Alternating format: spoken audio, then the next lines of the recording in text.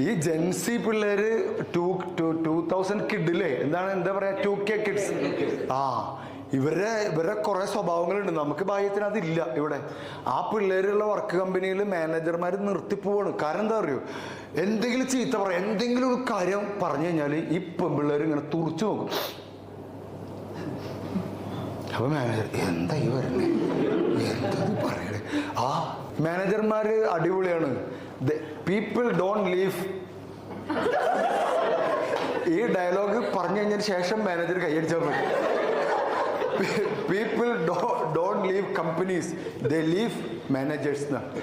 അവര് കമ്പനി വിട്ടിട്ടല്ല പോണത്, ആ മാനേജറെ സഹിക്കാൻ പറ്റാണ്ടാണ് പോണത്.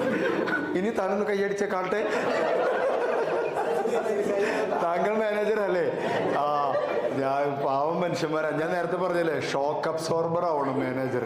മോളിൽ നിന്നുള്ള പ്രഷർ താഴേക്ക് വരാതെ, താഴെ നിന്നുള്ള ഗട്ടറിന്റെ പ്രശ്നങ്ങളൊക്കെ മുകളിലേക്ക് പോകാതെ സഹിക്കണം ആ പാവങ്ങൾ. നേരെ തിരിച്ചുള്ളതുണ്ട്. മോളിൽ നിന്നുള്ളത് ഇരട്ടിയായിട്ട് താഴെ നിന്നുള്ളത് ഇരട്ടിയായിട്ട് മുകളിലേക്ക് കൊടുക്കും, മോളിൽ നിന്നുള്ളത് 10 മടങ്ങായിട്ട് താഴേക്ക് പോയിട്ട് അങ്ങനത്തെവരുണ്ട്, പാവങ്ങളാണ്. പക്ഷെ അവരുടെ ജീവിതം അല്ലേ. ഇനി അയാൾക്ക് വേണ്ടി ഒരു മറ്റേ